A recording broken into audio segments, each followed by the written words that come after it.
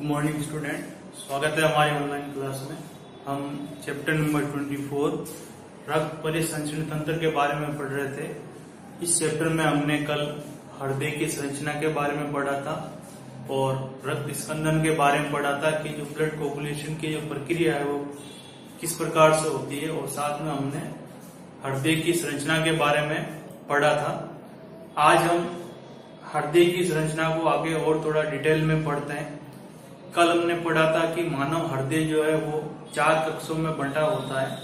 ऊपर की तरफ 2 आलिंद होते हैं और नीचे की तरफ 2 निलय होते हैं। दाएं आलिंद और दाएं निलय के बीच में एक त्रिवलन कपाट होता है और बाएं आलिंद और बाएं निलय के बीच में द्विवलन कपाट होता है, जो रक्त को वापस विपरीत दिशा में जाने से रोकता है। इसी प्रकार से दाएं निलय से फुफ्फुस धमनी निकलती है जो रक्त को फेफड़ों में ले जाती है शुद्ध होने के लिए।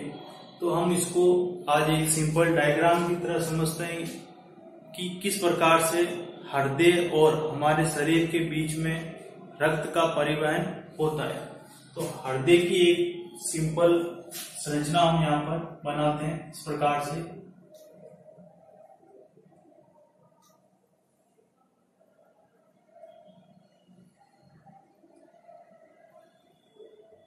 ये मानव हृदय है और ये 2 आलिंद है और ये 2 निलय है। ये दायां आलिंद, ये दायां निलय,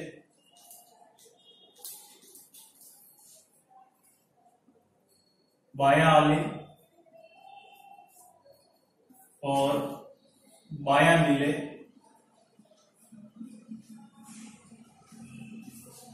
आलिंद और निलय के बीच में यहाँ पर एक कपाट होता है, त्रिवलन कपाट, और यहाँ पर द्विवलन कपाट है। प्रकार से ये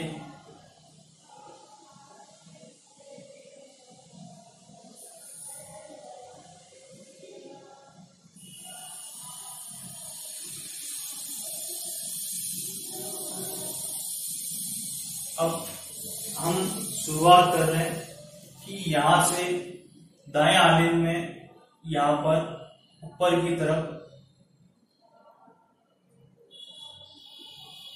ये अग्र महाशिरा है, अग्र महाशिरा, और ये पश्चिम महाशिरा है, पश्चिम महाशिरा। यानी जो रक्त वाहिकाएं होती है, ब्लड वेसल्स, जिनमें रक्त बहता है, ये 3 प्रकार की होती है। धमनी, शिराएं और केशिकाएं। धमनी, शिराएं और केशिकाएं 3 प्रकार की रक्त वाहिनियां होती है। धमनी जो है ये रक्त को हृदय से अंगों की ओर ले जाती है, उसको धमनी कहा जाता है। शिराएं जो है वापस अंगों से रक्त को हृदय में लाती है, और केशिकाएं जो है इन दोनों को जोड़ने का कार्य करती है। केशिकाओं की भित्ति बहुत पतली होती है। ये पतली भित्ति वाली रक्त वाहिकाएं होती है जो धमनी और शिराओं को आपस में जोड़ती है, उनको केशिकाएं कहते हैं। तो इनका आपको ध्यान रखना है। शरीर के समस्त जो अंग,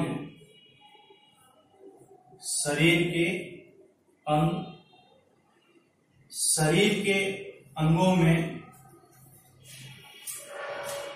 ऑक्सीजन का उपयोग होता है और कार्बन डाइऑक्साइड का निर्माण होता है श्वसन की क्रिया में। फिर ये कार्बन डाइऑक्साइड युक्त रक्त जो है ये पश्चिम महाशिरा और अग्र महाशिरा द्वारा ये दाएं आलिंद में लाया जाता है। यानी यहाँ पर कार्बन डाइऑक्साइड युक्त रक्त जिसको विऑक्सीजनित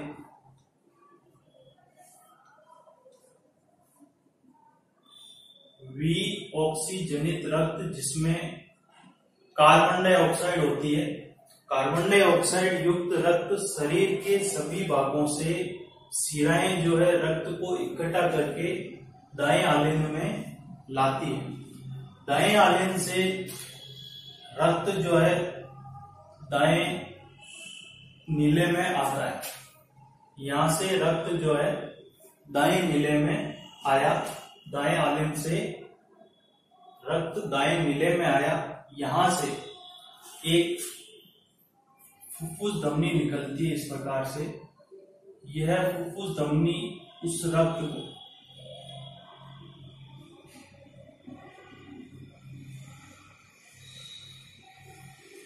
कार्बन डाइऑक्साइड युक्त रक्त जिसको विऑक्सीजनित रक्त कहा जाता है, ये दाएं नीले से कहां पर जाएगा?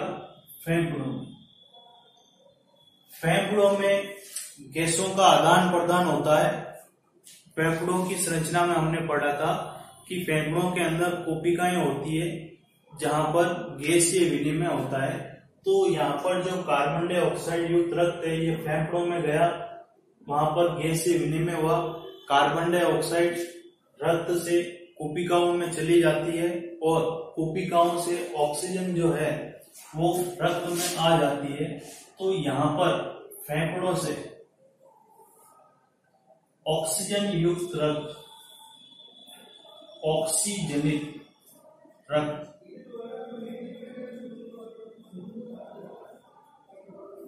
ऑक्सीजनित रक्त, ये फुफ्फुस शिरा है जो, और ये फुफ्फुस धमनी है।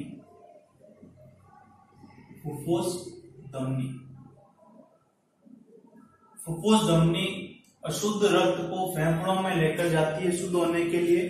फेफड़ों में गैसों का आदान प्रदान हुआ, कार्बन डाइऑक्साइड फेफड़ों में गई और वहां से रक्त में ऑक्सीजन आई। फिर ये ऑक्सीजन युक्त रक्त जो है ये बाएं आलिंद में आता है। इसको लेकर आने वाली जो है फुफ्फुस शिराएं होती है। हमने कल पढ़ा था कि 2 जोड़ी फुफ्फुस शिराएं होती है जो ऑक्सीजनित युक्त रक्त को बाएं आलिंद में लाती है। बाएं आलिंद के सिकुड़ने से रक्त जो है बाएं नीले में प्रवेश करता है और बाएं नीले से यहाँ पर एक महाधमनी निकलती है। यहाँ पर एक महाधमनी निकली। यह महाधमनी आगे जाकर के विभाजित हो जाती है और ऑक्सीजनित रक्त को शरीर के सभी अंगों में पहुंचाती है।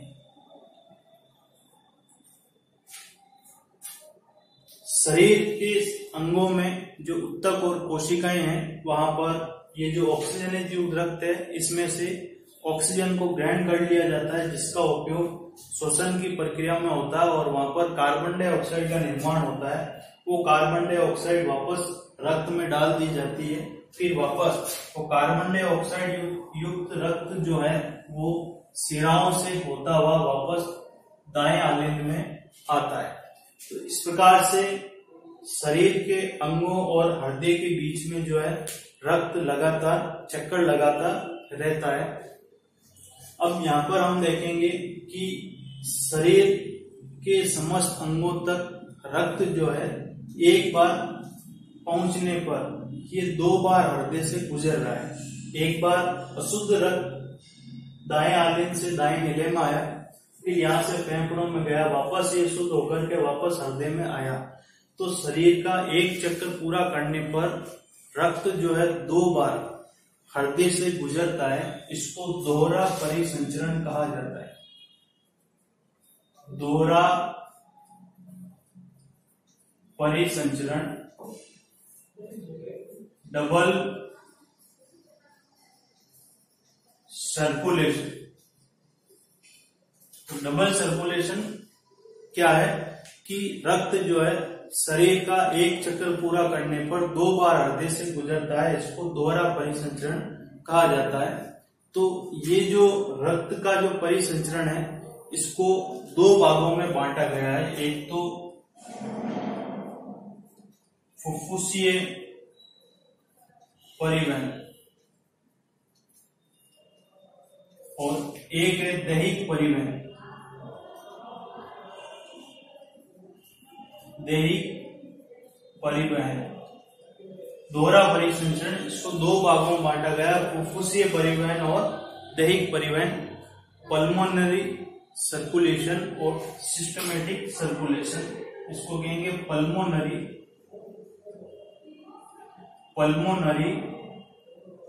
सर्कुलेशन और इसको कहेंगे सिस्टमेटिक सर्कुलेशन। तो ये 2 प्रकार का जो है सर्कुलेशन है यहाँ पर।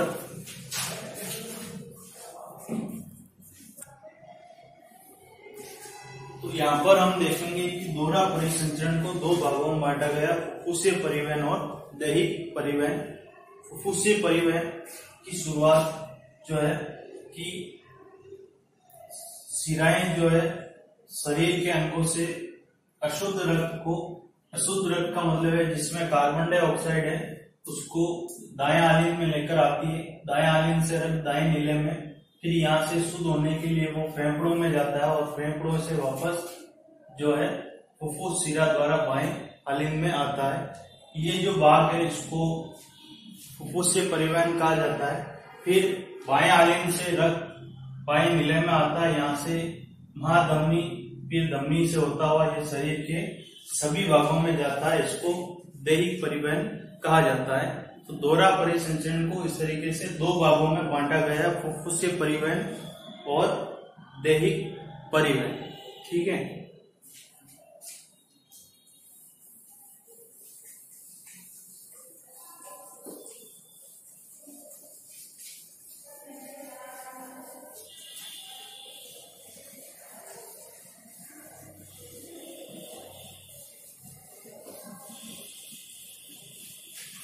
इसके पश्चात हृदय की क्रियाविधि। हृदय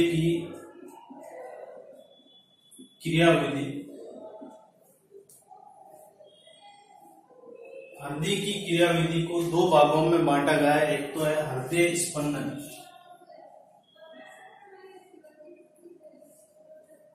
हृदय स्पंदन, हार्ट बीट, और दूसरा है हृदय चक्र, कार्डियक साइकिल। हृदय की क्रियाविधि को 2 भागों में बांटा गया है, या 2 तरीके से इसका अध्ययन किया जाता है। एक तो हृदय स्पंदन और एक हृदय चक्र। तो सबसे पहले हम हृदय स्पंदन, हार्ट बीट के बारे में पढ़ते हैं कि जो हृदय स्पंदन जो है ये हमारा जो मानव हृदय जो है वो मायोजेनिक होता है, यानी पेशी जनित होता है। यानी हम बात करें कि जंतुओं के शरीर में हृदय 2 प्रकार का होता है।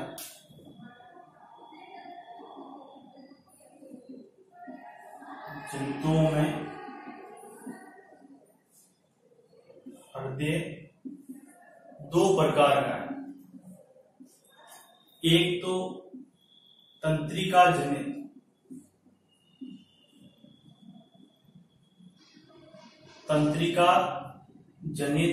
हृदय, जिसको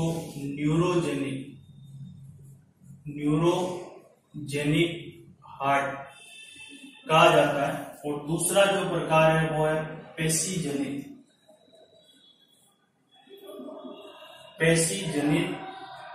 हृदय, यानी मायोजेनिक हार्ट। ये 2 प्रकार का हृदय होता है। अब इन दोनों में फर्क ये है कि तंत्रिका जनित हृदय, इसमें जो हृदय की जो धड़कन है, हार्ट बीट, इसके जो आवेग है वो हृदय के बाहर स्थित होते हैं। बाहर तंत्रिका गुच्छ होता है, वहां से उसको आवेग प्राप्त होता है और हृदय की जो धड़कन शुरू होती है।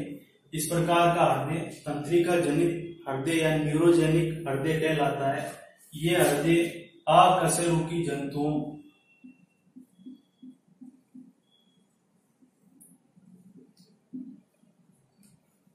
जैसे एनेलिडा या आर्थ्रोपोडा जो संघ के जो जंतु है उनमें इस प्रकार का हृदय न्यूरोजेनिक हार्ट पाया जाता है। दूसरा प्रकार का जो हृदय पेशी जनित हृदय मायोजेनिक हार्ट।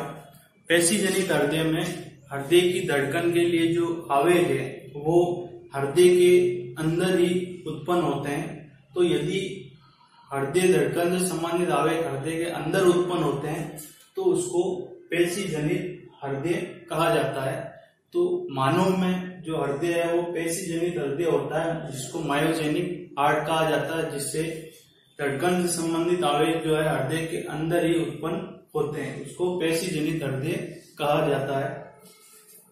तो इसके लिए मानव हृदय जो है कार्डियक मसल्स यानी हार्ट पेशियों का बना हुआ होता है, जिसमें संकुचन और शिथिलन का गुण होता है और वो बिना थकावट के लगातार संकुचन और शिथिलन करती है हमारा हृदय जो है और पूरे शरीर को रक्त पंप करता है। तो जो कार्डियक मसल्स जो है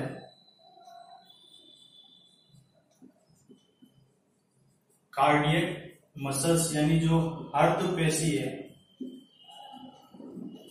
इससे हृदय बना होता है मानव हृदय। कुछ कार्डियक मसल्स जो है उनमें संकुचन की जो क्षमता है वो समाप्त हो जाती है और वो एक नोडल ऊतक की तरह काम करती है। कुछ हृदय पेशियां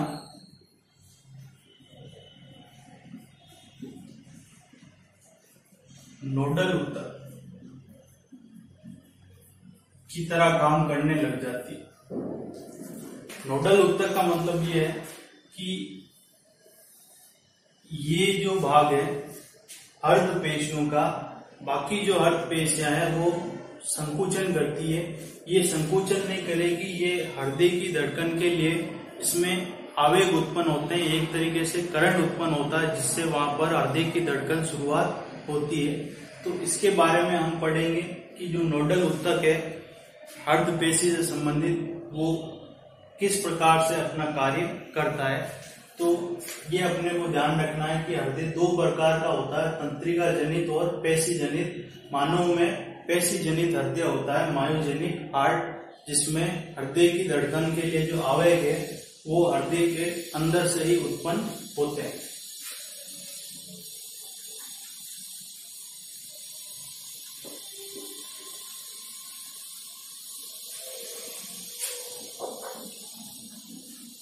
तो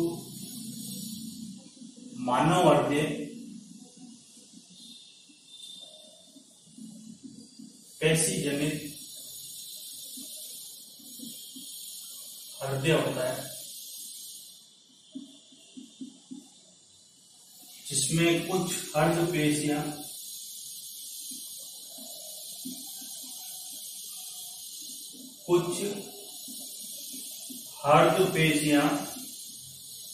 नोडल ऊतक का कार्य करती है।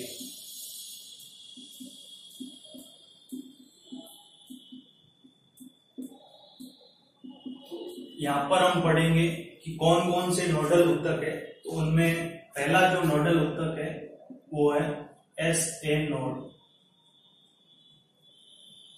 SA node. दूसरा जो ऊतक है वो है AV नोड। तीसरा जो है वो है बंडल ऑफ हिज।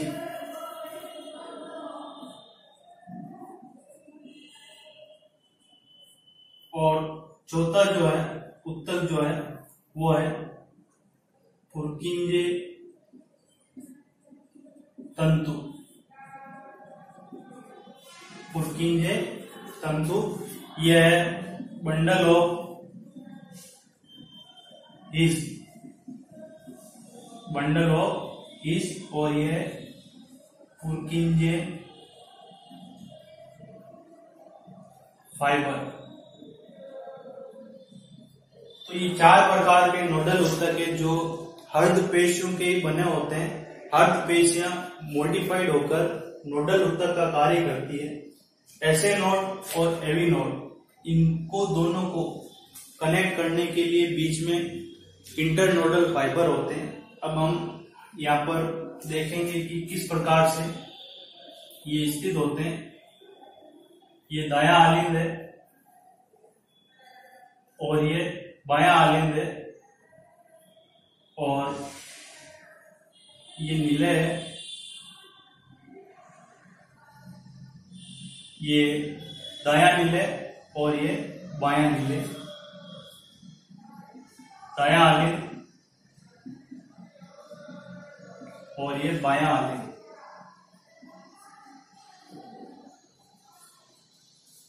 ये बायां नीले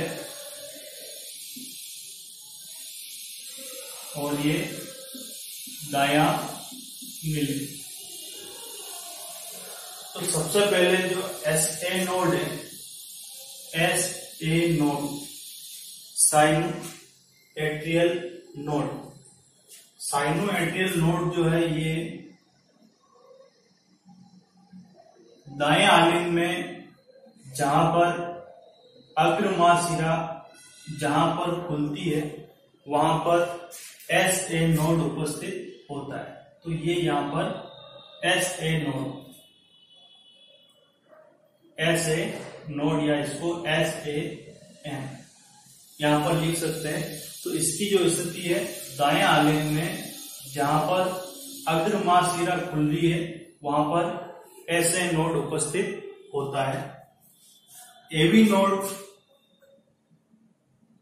दोनों आलिंद यानी जो अंतर आलिंद पट है उसमें दाएं आलिंद की तरफ जो है एवी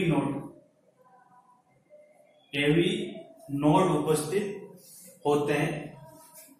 इन दोनों को लिंक करने के लिए यहां पर इंटरनोडल फाइबर इन दोनों को कनेक्ट करता है, एसए नोड और एवी नोड को, जो दाएं आलिंद में ही अंतर आलिंद पट की तरफ स्थित होता है।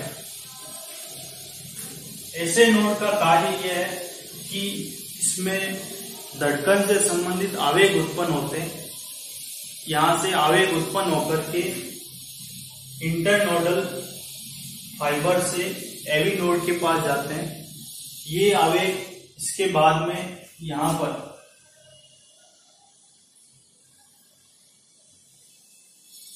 ये इस तरीके से दायां और बायां मिले है। यहां से ये आवेग ये जो है ये बंडल ऑफ हिज जो है हिज बंडल है जो एवी नोड से निकलते हैं और एवी नोड से निकलने के पश्चात ये 2 भागों में बंट जाते हैं और 2 भागों में बंटने के पश्चात ये नीले की भित्ति इस प्रकार से 2 भागों में बंट करके ये नीले की भित्ति की तरफ बढ़ते हैं और यहां से जो है ये पर्किंजे या पुर्किंजे फाइबर है, तंतु है, जो आवेग को नीले की भित्ति में पहुंचाते हैं। यहां से ये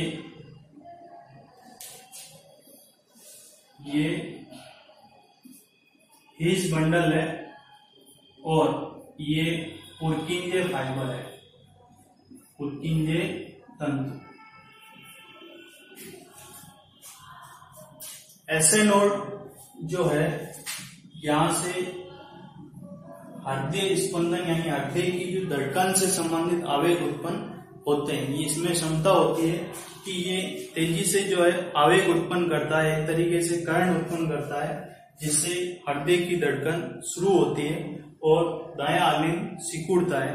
फिर ये आवेग इन इंटरनोडल फाइबर के द्वारा एवी नोड तक पहुंचता है।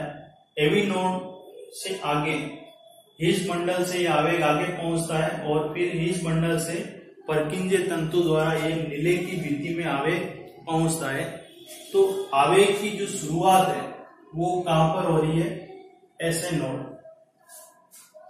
इसलिए एसए नोड को पेस मेकर कहा जाता है।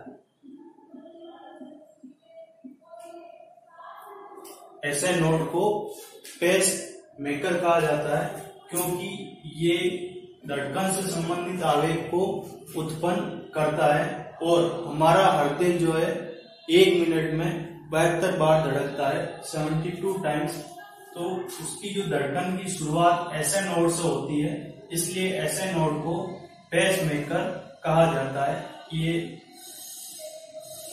इसकी जो रेट है 72 पर मिनट।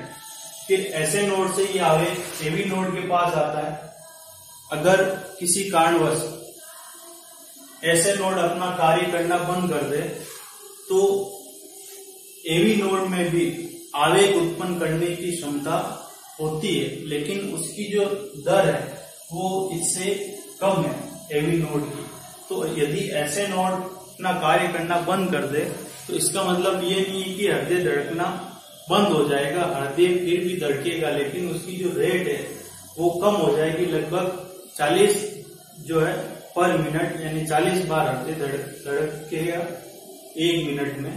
और यदि एवी नोड भी अपना कार्य करना बंद कर दे तो भी हृदय की धड़कन जो है हीस मंडल और परकिंजे तंतु द्वारा भी हृदय की धड़कन जो है चालू रहती है, लेकिन उसकी जो रेट है वो कम हो जाएगी।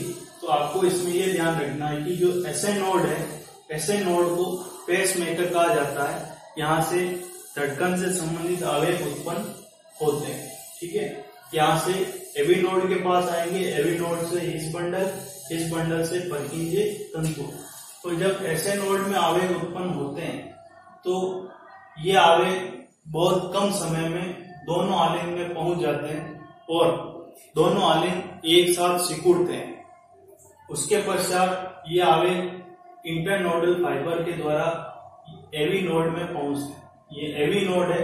फिर एवी नोड से ये आवेग तेजी से हीस बंडल और हीस बंडल से परकिंजे तंतुओं में पहुंचते हैं। परकिंजे तंतु या दोनों नीले की भित्ति में फैले हुए रहते हैं, तो ये आवेग को तेजी से दोनों नीले की भित्ति में लेकर जाते हैं, जिससे दोनों नीले एक साथ सिकुड़ते हैं। तो जब दोनों नीले एक साथ सिकुड़ते हैं तो दाएं नीले से फुफ्फुस धमनी रक्त को फेफड़ों में पहुंचाती है और बाएं नीले जो है महाधमनी द्वारा रक्त को संपूर्ण शरीर में पहुंचाती है। तो ये हृदय की धड़कन से संबंधित जो है आवेग जो है नोडल ऊतक में उत्पन्न होते हैं और ये नोडल ऊतक के 4 भाग है और हृदय में इनकी जो स्थिति है वो आपको ध्यान रखनी है कि एसए नोड कहाँ पर होता है, एवी नोड कहाँ पर होगा, हीस बंडल कहाँ पर होगा और परकिंजे तंतु कहाँ पर होता है। हृदय स्पंदन का मतलब यह है कि हृदय का लयबद्ध संकुचन,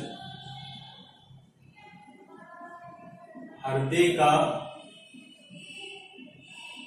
लयबद्ध संकुचन हृदय स्पंदन कहलाता है।